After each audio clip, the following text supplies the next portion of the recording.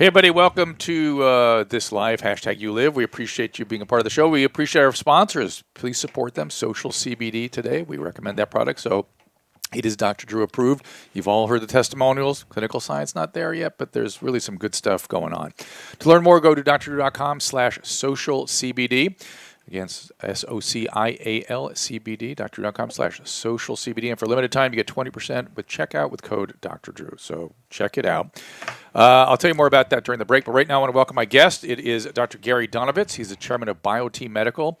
He's a board-certified gynecologist, obstetrician, has a passion for wellness. And this is a whole topic that I've wanted to address for quite some time because I'm sort of passionate about it myself.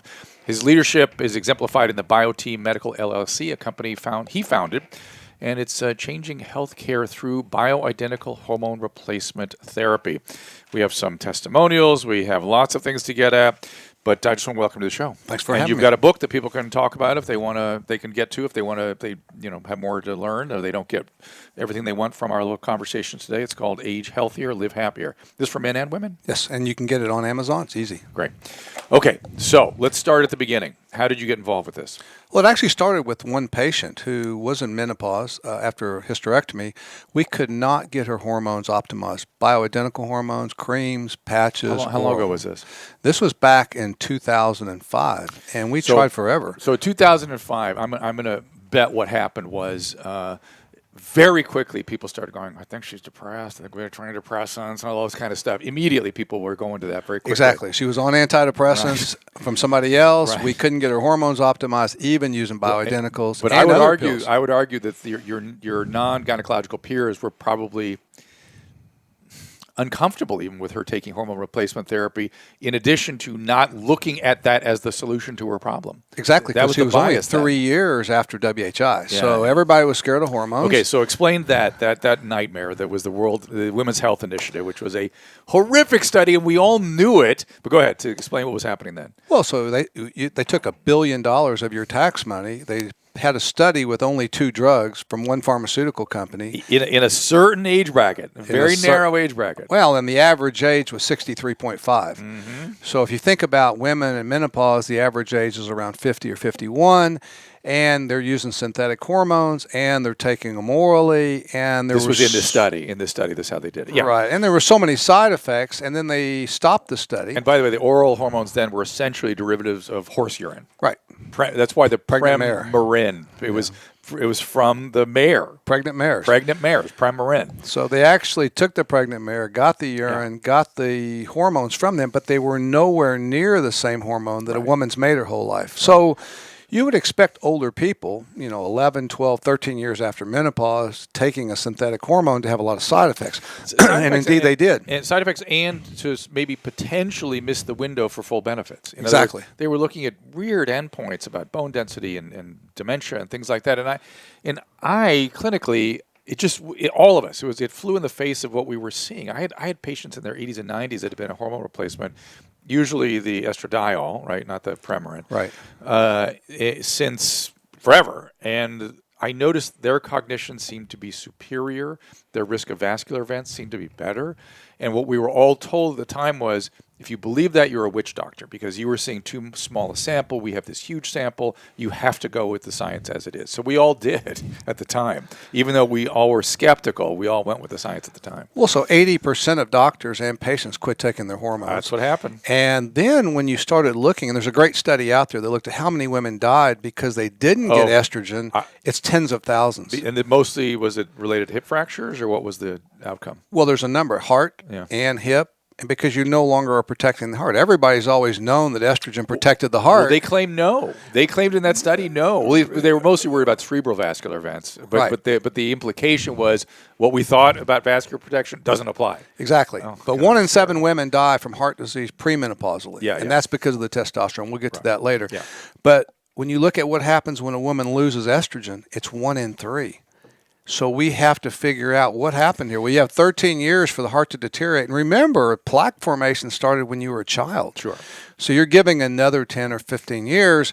of plaque formation, and then you put them on a synthetic hormone, and then you say, oh, that's a problem. Well, the problem is it was oral. Everything oral, all of the oral hormones increase inflammation. Non-oral would have never happened. Increased inflammation. You're talking about intimal in the lining of the arteries, Yes. or endothelial inflammation? No, your inflammatory markers, which then inflame the lining of the arteries and then lay down plaque. Okay, so that's a problem. Endothelial and intimal inflammation. So Exactly. the inner lining and the next lining of the arteries, which is inflammation for me is a complicated topic.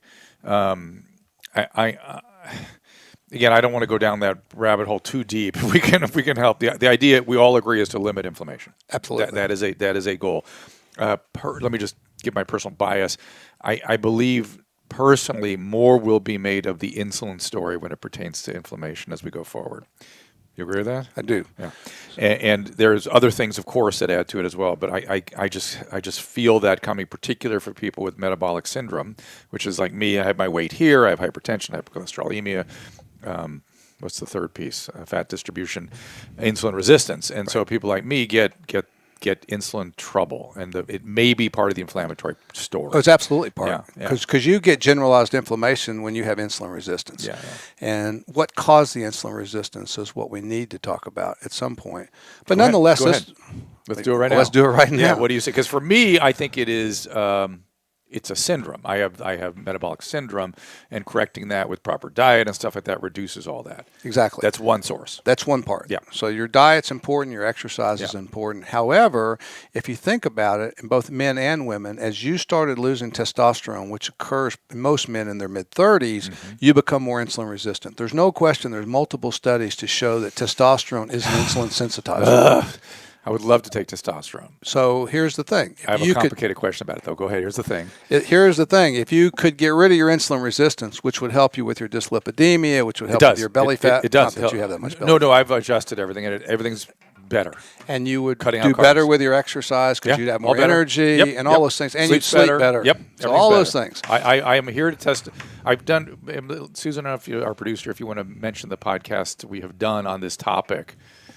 With Vinny and with Dave Feldman, we've gone into this into some other podcasts. If you can maybe refer people to those, but we go do some detailed work on this area. So anyways, back to this patient. She can't get optimized on her hormones because you can't optimize just using a one pony for everything. You can't just have one pill. This is your patient zero. This is my patient zero, and so she actually moved away from the Dallas area and moved to Arizona and got pellets.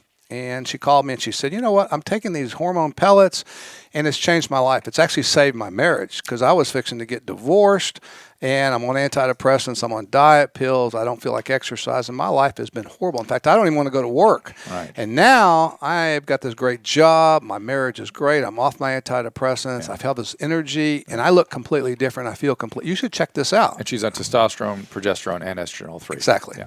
So I said, let me check it out. So I checked it out, and actually the person who gave her those hormones and I became partners because we really felt like versus just teach physicians how to do this, why not partner and create a network because we determine the standard of care as physicians. It's not the FDA. It's not the government. But it's for people to understand, the guidelines protect us legally. But they don't restrict us to those guidelines. So we can, if we think something's better for the patient, we are at our liberty to do it. Right. And so that's why we thought maybe if we had enough physicians trying to change healthcare, doing this, and a number of patients who were benefiting, that'd be great. So that's what we did. So how is BioTE different than the pellets that people think of as the bioidentical pellets that are out there? Well, it's not just the pellets because you can buy pellets on the internet. So there are different kinds of pellets, different quality of pellets. For us, all of our pellets are independently lab tested. Okay. It's important because we don't take any pellets that are not within 3% of the dose. So in terms of purity, we know what's in our pellets. So BioTE is essentially a program. Yes. Not so much a product. It's not a product at all. It's a program. It's a method of hormone optimization. We have a proprietary dosing site that's based on 30 years of patient experience. It has 4 million permutations in it. It looks at your demographics. It looks at your laboratory. It looks at your symptoms. It looks at your medical history. Do you have metabolic syndrome? Do you have hypertension? Do you have breast cancer? Do you have prostate cancer? Do you have all these things? And it depends on your age and it depends on your weight. And so there's a number of things that go into how do we individually optimize your hormones. To do your program, but I'll tell you let me tell you my complex story. So I have prostate cancer. 6 years, almost 7 years post prostatectomy. Have a measurable PSA, and it's been drifting up from barely measurable to just measurable. What? The audience is reacting. so I'm aware of the deficiency of testosterone. I can tell. I'm just acutely aware of it.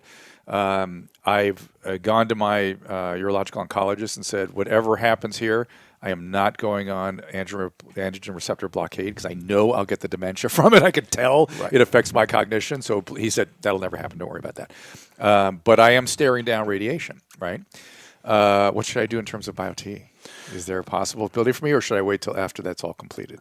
Well, it depends. So if you don't have disseminated prostate cancer, if it's localized prostate cancer, sure it is. once they've treated the Well, that's what I'm figuring. Once it's treated, it's then over. I would go on, because here's the thing. Once I have 0.0 on the PSA, then what's most likely to kill you in the long run is your heart. Many other things. And what is most likely to rob you of your quality of life, especially in your business, so you have all this energy, and you're valuable to a lot of people, is your cognition. Yeah. You need testosterone for your cognition. Your Yeah, heart needs I'm aware of it. testosterone for protection. The prostate is very unlikely to be an aggressive prostate cancer. No, I have a low grade. Because it's low grade. But it's gotten out, I got to deal with it. But let's talk about that, because Right. Morgenthaler at Harvard, he took a number of males like you who With prostate cancer. with prostate cancer who did not want to have surgery. They didn't want to ejaculate into their bladder. They didn't want to have ED. They didn't want to have surgery. And for the record, I got none of that with the surgery. So you can still have that surgery done and not have a problem. But they were people that just declined surgery. Yeah, of Maybe course. just a personal choice. No, people get freaked out about it. So they went to see him. He put them on testosterone pellets. Yeah.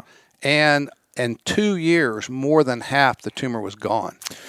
Well, that's true of low-grade tumors generally.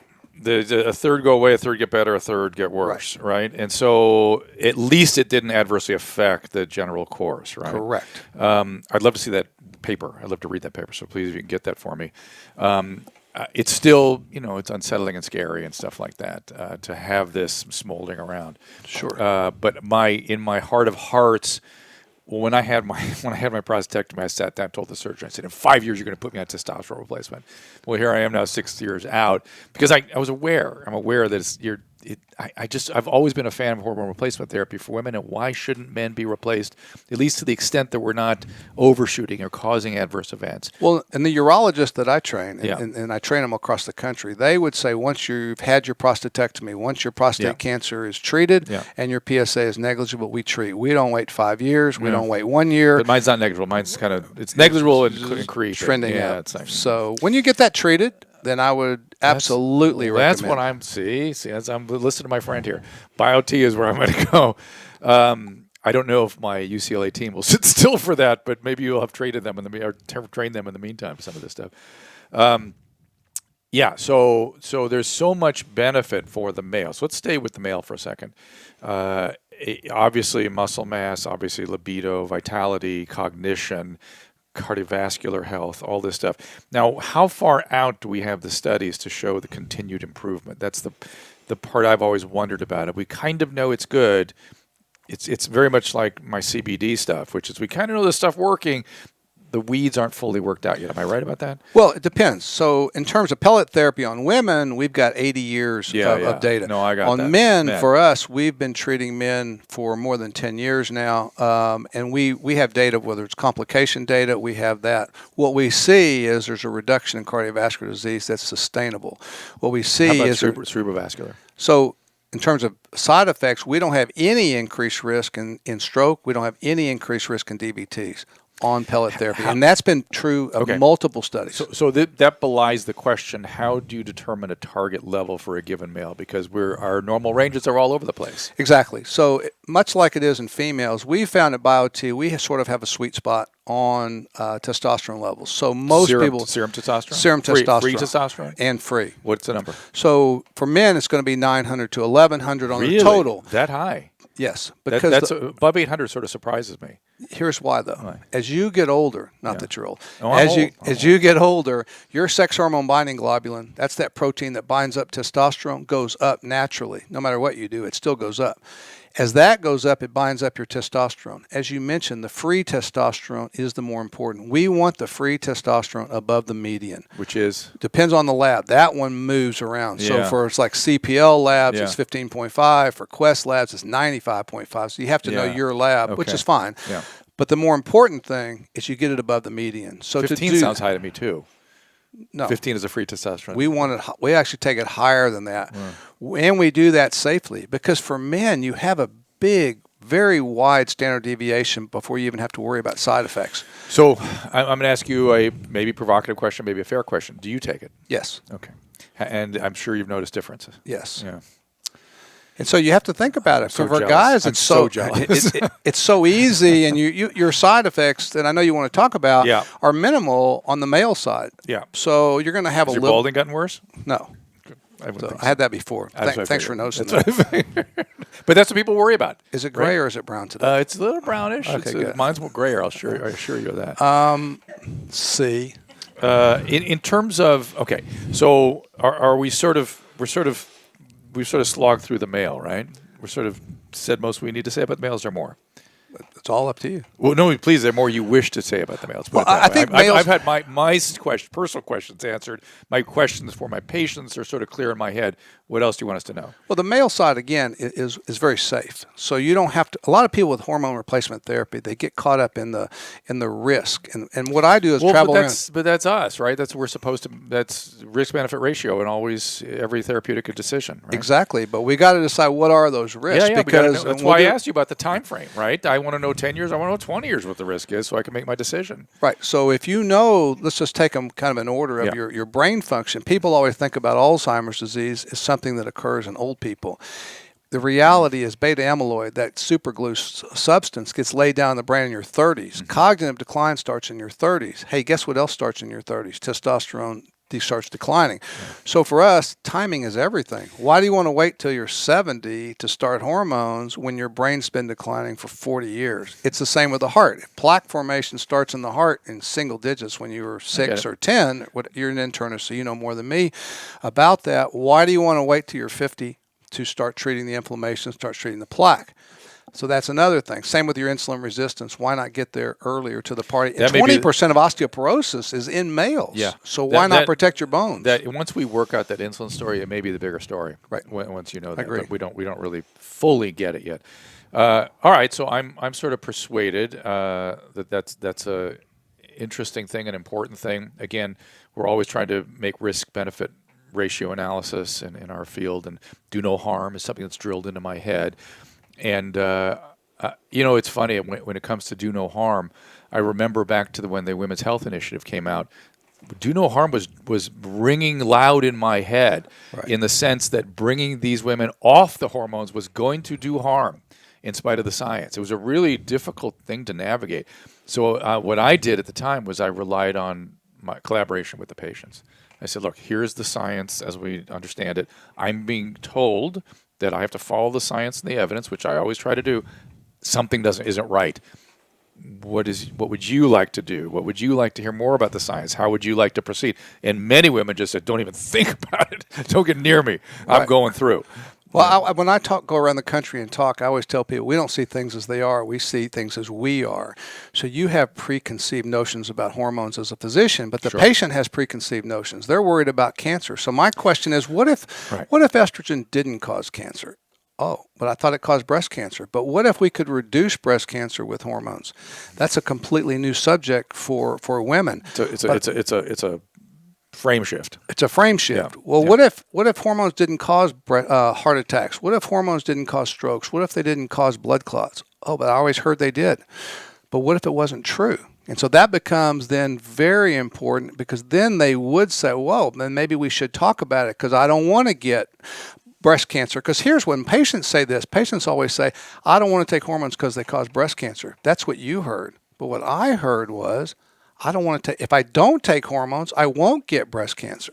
But that's clearly not true. And you can look at the data, even in WHI, Women's Health Initiative, those people who never took hormones, right? Yeah. they actually had 300 breast cancers per 100,000 women years. They had a very high risk. Right. And so what I would tell the patients back then was my hunch is, much like with prostate cancer, my hunch is that the hormones may make your cancer, it has a name. It's called the Will Rogers effect. It's called the Will Rogers effect, which is that if you take something that stimulates tumor growth for a period of time, it will look like during that time interval you're actually causing more cancer. It's called the Will Rogers effect. Association versus causation. Exactly. And so rather than it's causing an accelerated ability to detect because of growth enhancing effects, which is a legitimate worry with breast cancer if that's really happening. And I worry about that with prostate cancer too, right? So we've already had that conversation. But I always would tell the patient that they have a hunch it doesn't cause breast cancer. That was my hunch. And you're now reiterating that hunch. The studies have shown that. Yeah, that makes sense to me. Perfect sense. Shall we take a little break? Is it about that time? Because we got a lot more to get to. Thank you to Dr. Gary Donovitz, chairman of BioTE Medical. Is there a website or something people should go to if they have any questions? BioTEMedical.com. Okay, BioTE. BioTE Medical.com. Dr. Donovitz and I did not have any conversation before this. I'm worried that people are going to think this is like some kind of infomercial because I'm so enthusiastic about this stuff. He and I had met, sat down, had this conversation. So I already had this bias in my head in terms of my enthusiasm for this kind of thing. But I'm going to show you a case example after the break why my enthusiasm is pretty high. Don't go away. All right, everybody, we are back, of course, with Dr. Gary Donovitz. We were talking about BioTE, pellet hormone replacement therapy program, hormone replacement therapy generally, and how this is a field I've had my eye on for a long time for the reasons we've been discussing so far. But it's something that I've noticed our peers are sort of behind on. And when I look for somebody to do hormone replacement therapy, it's hard to find somebody who's properly trained for it. I mean, I'm glad to know now that as a program that I can say find somebody who's BioTE trained, right? That's what I'd look for, right? Right. Yeah. Because we certify people. Yeah, perfect. And now that's a nice resource for me because I can then say look for that and go ahead. But it's interesting how sort of mixed and confusing the landscape can be. Both you and I are enthusiasts. There are other people out there that are very concerned about this, right?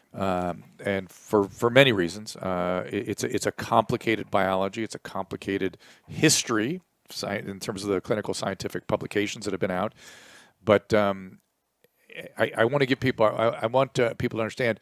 You're talking to two enthusiasts about this. You may want to do your own research on it and see what you think. I always encourage patients to do that. I believe I'm reading the literature properly. You're obviously deeply into this.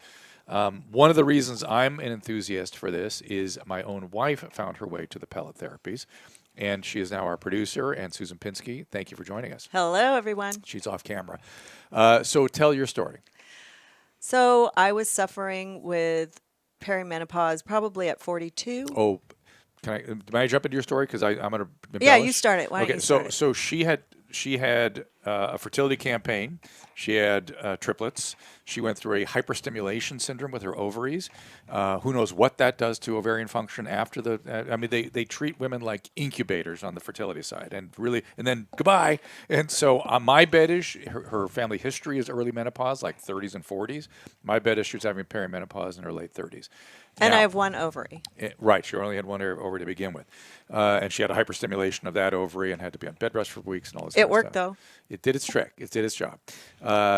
And the where was I going with this? My perimenopause was that, of course, we had triplets, and that was stressful and, mood and whatever. And so she started talking about depression back then, which was normal for what we were going through. We were trying to raise major triplets. anxiety, depression, all that stuff. But we were in battle mode. we were in a war zone trying to raise 3 babies. Now she came out of that later 30s, still kind of like not right. Didn't want to have sex. There was a little libido drop and some vitality drop and some fatigue and tired. And periodically you'd go on antidepressants. Is that accurate? No, I went to therapy. Then because I got really depressed, and then I was taking antidepressants, Wellbutrin, my favorite, and that was I was still having problems with my libido. Even on Wellbutrin, which is one of the ones that doesn't cause that, Right. that side But I effect. thought it was just because I was tired, and he would come in like, "Oh, we haven't had sex in 2 weeks," and I was like, "Really? Already?" Like, Right. She didn't miss it, that's for sure. And it wasn't just because I'm an asshole. It wasn't just that. well, I had 3 kids. I was tired, Yeah. you know. And listen, we were in parenting mode, to be fair. And we were trying to focus on our relationship, but parenting was the priority one, right? And I went on birth control. And to that try helped. Yes, a And little that bit. helped. And that helped a bit. So I bet that's a common story, too, people taking oral contraceptive pills to try to accommodate some of these same symptoms. Tell us about that. Well, so the birth control would help with these hormone swings, and sometimes with your mood swings.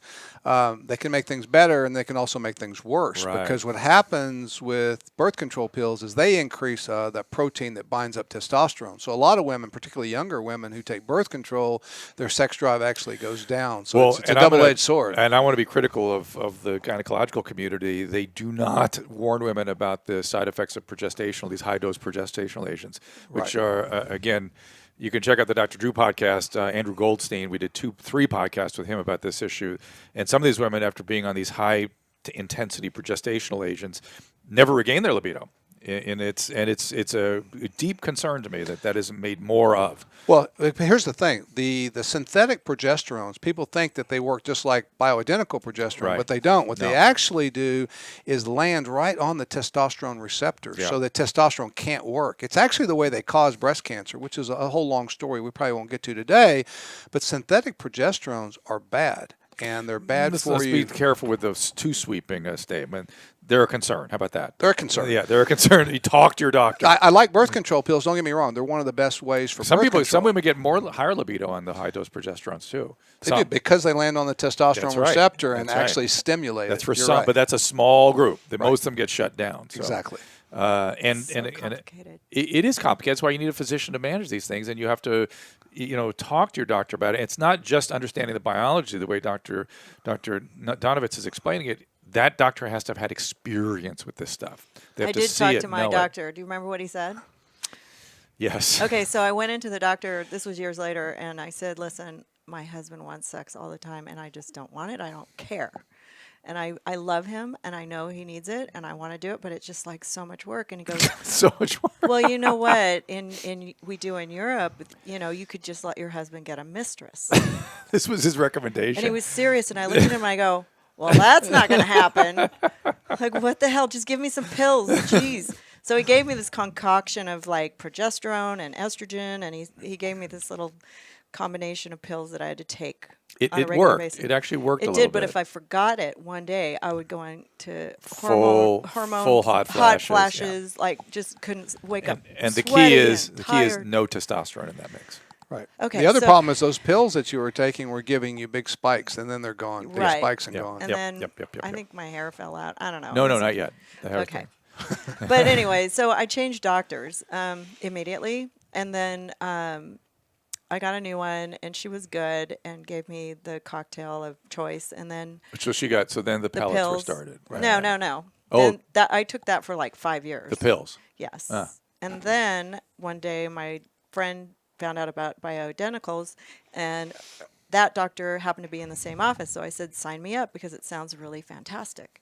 And I went in, and my life was changed. But I was about 50 by then. And I will tell you what I found most interesting as a physician about her response is she was pissed. I was. She was pissed. She was like, they've been telling me I'm depressed. You almost got a mistress. It was almost. I wasn't pissed, but but she was pissed, and she was like, "This." I was told I was depressed.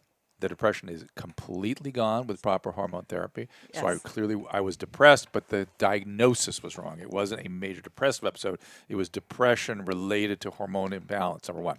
Number two, and I don't know if you want to speak to this, but we haven't really talked about this in a long time.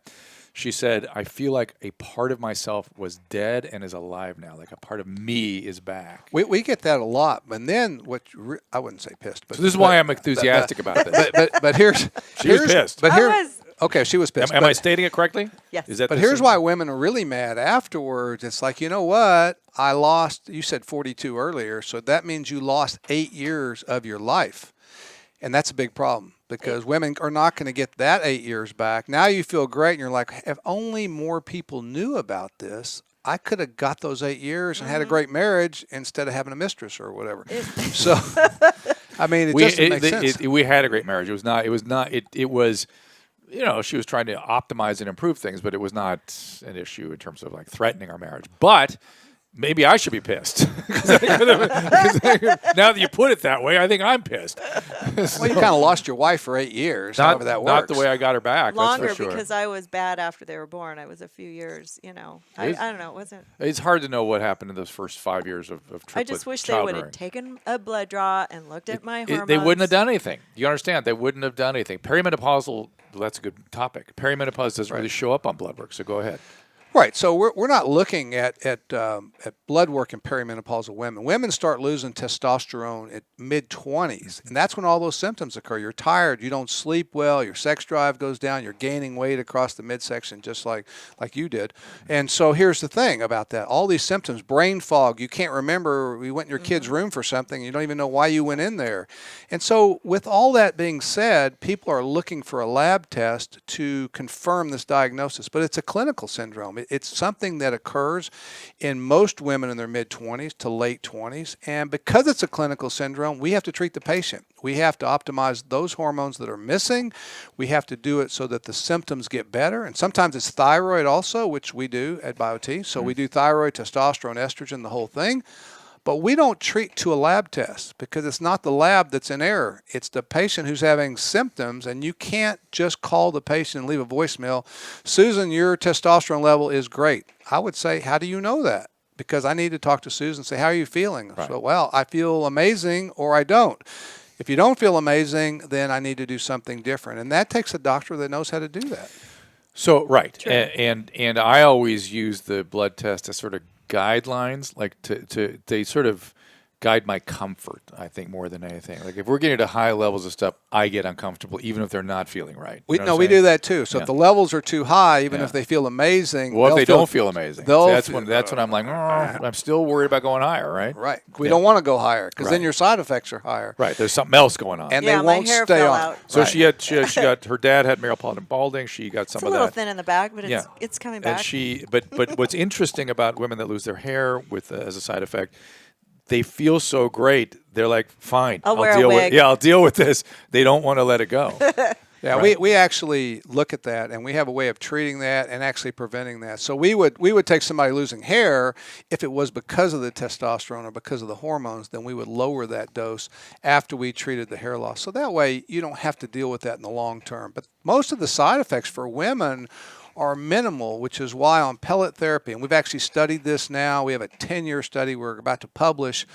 Not only are the complications few, 95% of people stay on pellet therapy. You can't say that about any other hormone replacement period. In fact, back in WHI days when we were using Premarin and Prempro, 50% off in 1 year. Yeah. So how do you protect your brain, your heart, your bones, the things that hormones were supposed to protect if you're not going to take them? So if half of you come off of your hormones, there's no protection at all. At least we know with pellet therapy and hormone optimization, 95% stay on it.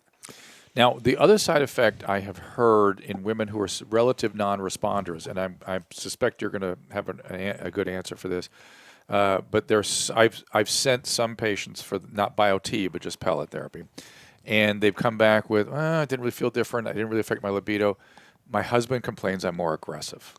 Right. So let's talk about, there's actually two questions in your one question. Yeah. In terms of aggression, too high of a level of testosterone in women can make you aggressive. Men too. And men too. Too low of levels of estradiol, female hormone, in men, when they take pills to lower their estrogen and the estrogen goes to zero, they will become aggressive. It's actually more than the high testosterone.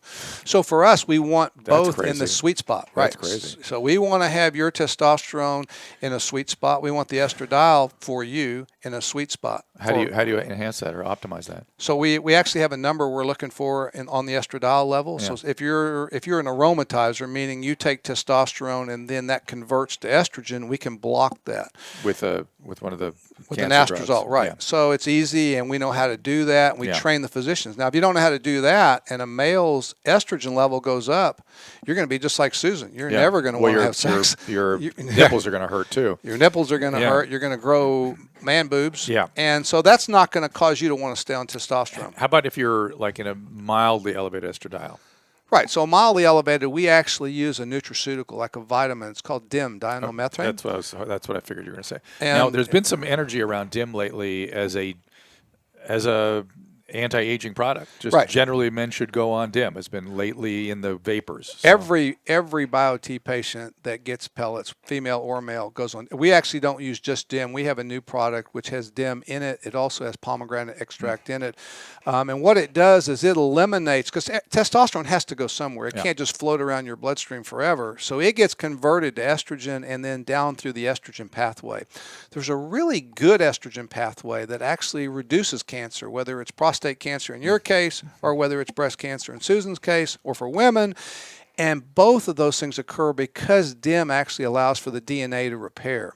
Oh, if you that's don't interesting. take DIM, you go down this other pathway, which we don't need to get all that technical, but that pathway causes DNA damage. When you damage the DNA, you actually increase your risk for prostate cancer. You increase women's risk for breast cancer. So DIM is a very important product. It's also an aromatase inhibitor, so a mild one.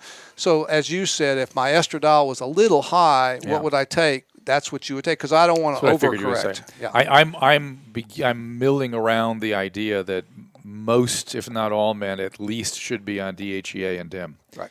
Is that your feeling? Well, I don't need as much of the DHEA because if you think about the adrenal gland, adrenal fatigue, which is a real thing, occurs because of the testosterone deficiency. Once I fix that, the adrenal gland is super smart and it will repair itself. So sometimes you need DHEA, but it's not the panacea. Now, DIM is different.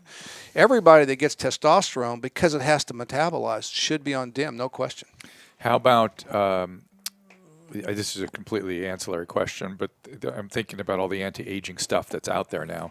Do you guys recommend metformin, or do you get into all that? No, I like metformin, particularly in PCOS patients who have genetic insulin resistance. Right. So many doctors tell these, hey, just take progesterone and then your periods will be better. Yeah. But that's not the whole thing. For Yeah. women who have PCOS, even if you're done with periods, even if you're in menopause, you still have genetic insulin resistance. I've always been a little uncomfortable with What is PCOS? polycystic ovarian syndrome. Oh, okay. And I've always been a little uncomfortable. Sorry, DHEA is a testosterone precursor. Essentially, It helps enhance testosterone production. I've always been a little uncomfortable with the prescribing of metformin for the thin PCOS patients. That has seemed weird to me. I know a lot of guys do it, and literature is sort of favoring that these days, but it's always felt uncomfortable to me. Well, the nice thing is, in fact, we just are starting a study at BioTE, which is going to be amazing. There's not one study that's ever been done on women and insulin resistance with testosterone, mostly because since the FDA has never approved it for anything other than hypoactive sexual dysphoric disorder, which is a little weird because testosterone has so many other benefits. But the cool thing about this study is going to be, we're going to show, because we've already seen it, that in women, testosterone is also an insulin sensitizer. So in the thin PCOS patient, the thin patient with polycystic ovarian syndrome, which is one of the most common endocrine abnormalities in women, we could now treat them with something that is easier to take than metformin, because metformin is going to give you some GI upset, diarrhea, and all of that and you got to take it 3 times hunger. a day. And hunger. Yeah, exactly. Oh, 3 times a day? Is that what they're requiring? Yeah. So it's. I think for the aging, it's once or twice a day, but I don't know. I'm not an expert in that area at all. Okay, so we also have other testimonials from some of your actual patients. I wonder if we'll try to get her on the phone. You want to try to do that? Okay. We have Lisa Cherry and her husband testimonial. It's lengthy. I don't want to get too deep into it. Is John her husband? Is that what this is? Yes. John is 71. Let's hear what he has to say. I've been married most of my life. Sex has been painful for her. We mutually decided to stop 6 or 7 years ago. She got pellet treatment in March. It became apparent that I could not keep up and was having a problem with ED. I was pelleted in May of 2019. And my testosterone was 208 after pellets 1100. I'm more energetic. I'm feeling better. We are much more active in bed, enjoying sex more than I ever have. It's been really great for Lisa. Thanks for your help, John Riley. And then Lisa Cherry's testimonial was on the same. She was having vaginal dryness, which is from the estrogen deficiency. Right.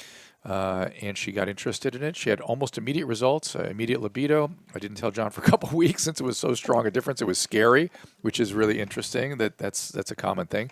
I had hormones of a 20-year-old. I didn't know what a surprise it would be for John to go from nothing to this. And then we dealt with the ED problem. She goes on. I realized now my hormones were never right, and now they are. Too bad I'd wasted 40 years of pain. So there's that I wasted time story. Just wanted to add, after the initial pelleting, I felt completely better emotionally, too, since the first procedure. This overall great feeling of well-being almost positivizes, whatever that means. I feel great feeling. I do also feel sexy and attractive, although I do have I do not have the body of a 25-year-old. There are risk side effects, I'm sure. I worried about getting cancer, but the data on this seems to say it's a low risk. You never know. We've talked about that so far here. If you'd like to have John, well, they want to come in and talk about their fun together in the bed. So Probably leave that. So good for them. But it is interesting to me how much I was very involved back in the day when the antidepressant therapies were causing a big drop in libido and nobody was addressing it. Right. And I was seeing it all over the place. And I went out on a campaign to address it, and there was resistance. People didn't believe it. I saw relationships getting destroyed. I mean, and with antidepressants, it can really shut down, even worse than what we're talking about here. And oftentimes, now in retrospect, some of those women were on antidepressants because of this. So, And they never looked at their hormones. Right. So we have a double whammy, which is we are causing a problem that is destroying relationships. We are not treating a problem that could potentially destroy relationships. And it's been deeply bothersome to me for 25 years. And what's even interesting, most studies using SSRIs or antidepressants long-term increase your risk for fracture. So we should be interested in osteoporosis. We should be interested in hip fracture because we know what it does to family members, right? Yeah. And yet we leave, maybe somebody needed an antidepressant for a divorce or something in the short run, but we forget about it and we just leave them on and we wonder why their quality of life is terrible, why they keep gaining weight, why in the end they're going to wind up with osteoporosis. So interesting. Fracture. So you were saying even with somebody properly diagnosed with a major depressive disorder on proper therapy, they also should be considered for these kinds of therapies because there are side effects of the medicines that make that all significant. Well, I feel like we've covered the landscape. We've said about all there is to say. Is there anything more? I guess my interest would be on pushback or resistance from our peers. Are you dealing with any of that? Yeah, we're dealing with it a lot. That's one of the reasons we're actually doing a validation study where we've got a questionnaire we use for women and one for men. It's 20 questions to determine, because patients always say, well, how do I know if I'm a candidate for BioTE?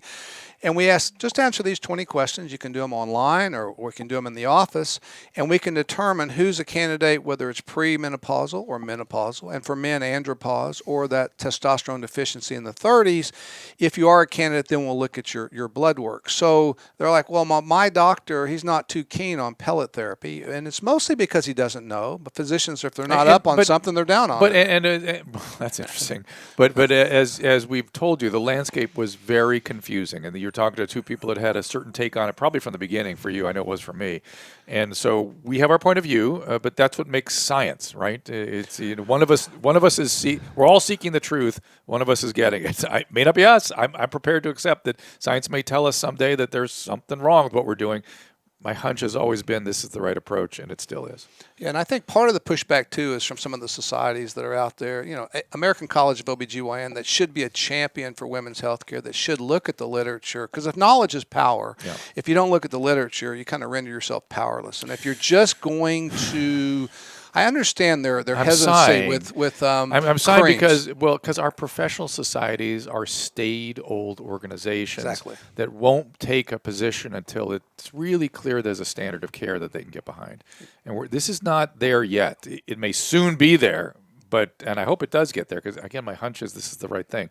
But we'll That's see. what we're working on. To get it, we want it to be standard of care, but we want it to be mainstream.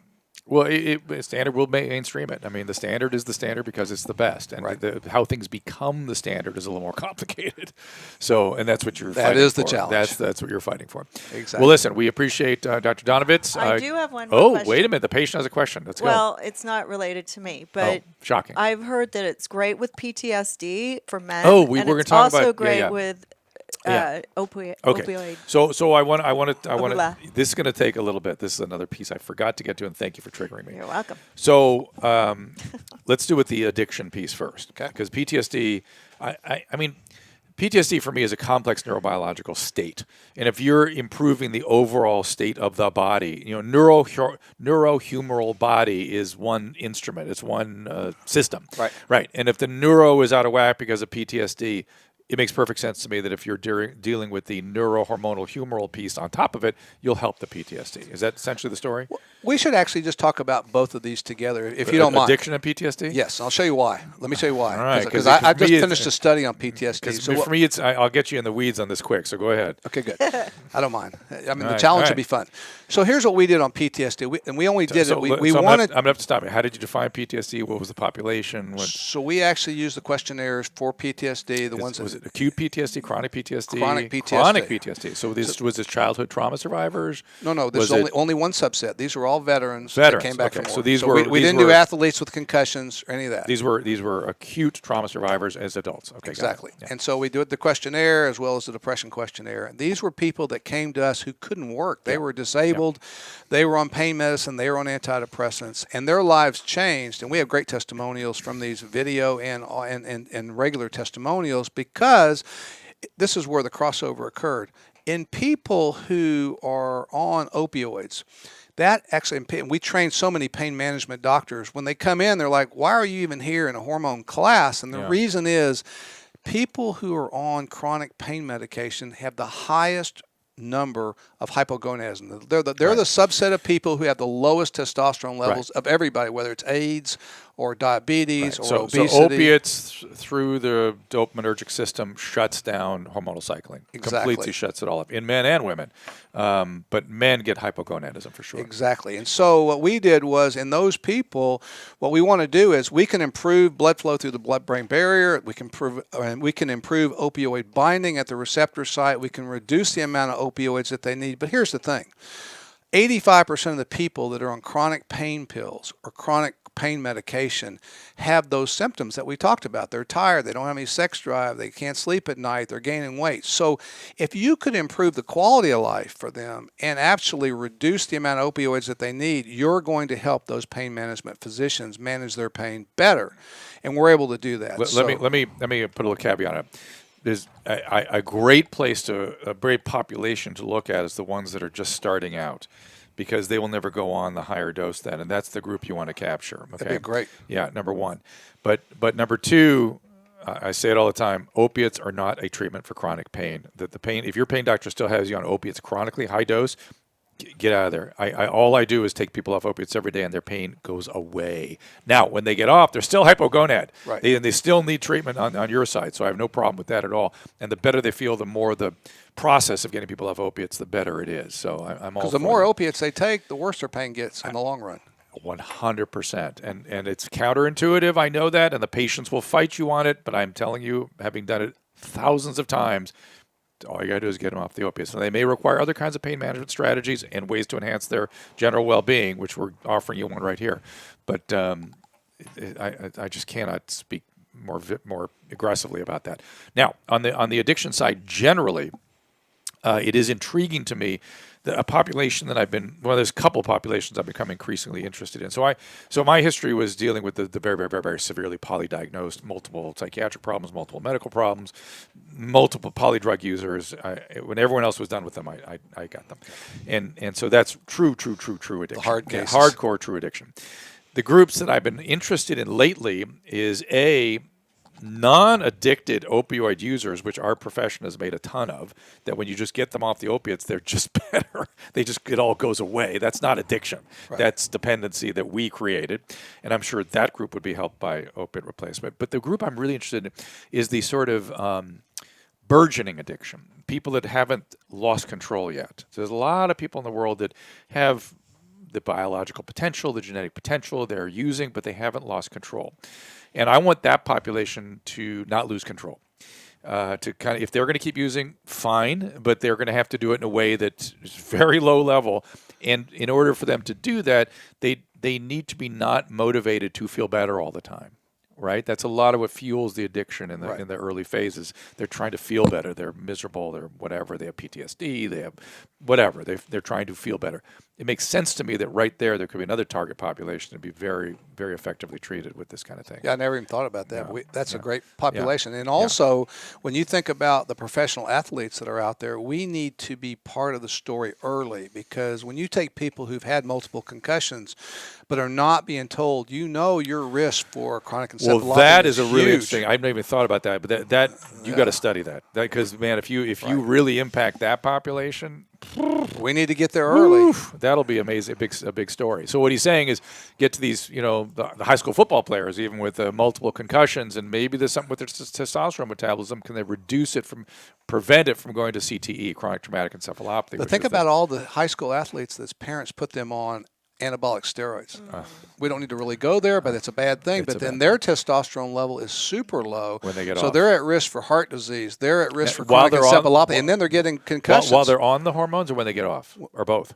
Well, but it's going to take their testicles out. Yeah, no, I understand. But what I'm asking is, does the anabolic androgenic steroid cover for the low testosterone while they're taking it? No, because what happens, anabolic steroids cause vasoconstriction. They actually decrease the function of the myocardium or the heart muscle. Oh, that's interesting. And so here's the thing. Yes, you've bulked them up for football season, but now they've had concussions. Now their testosterone is going to go to very low levels in the double digits. So now you have someone who's hypogonad, and on the go forward, what's going to protect their brain? They've lost the one, especially males.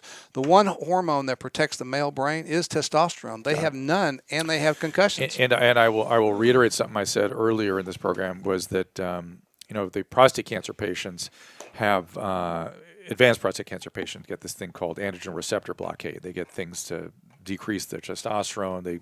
They essentially castrate them, essentially biologically or otherwise. And now they're seeing in these populations of men, and I knew this from a while ago because I saw it happen a couple times, they get dementia rapidly as soon as they go on these androgen blockades. I know that would be me. I have no doubt in my mind that would be my deal. And now you should know they're trying to come up with these enzalutamide-like drugs, which is the androgen blockade that doesn't cross the blood-brain barrier. That's the new. That's coming. That's coming. Well, they're using enzalutamide now in metastatic prostate cancer because it blocks the receptor and it works. peripherally. And it works. Yeah, it decreases the risk of dying, but it's increasing the risk of these other problems. And that's always the confusing part for the urologist. It's like, wait a minute, you're saying testosterone will treat prostate cancer and prevent prostate cancer because there's good studies to show that.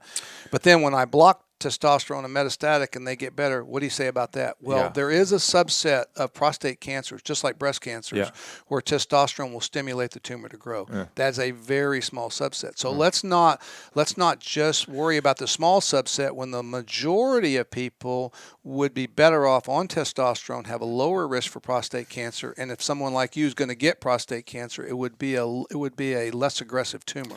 And let me just say, PCF.org, if you want information about prostate cancer, PCF.org.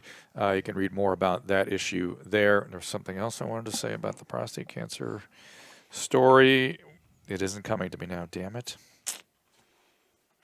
Oh, well, gone. If I found testosterone, I probably would have remembered. Peace out. Drop the mic. But that's. I know.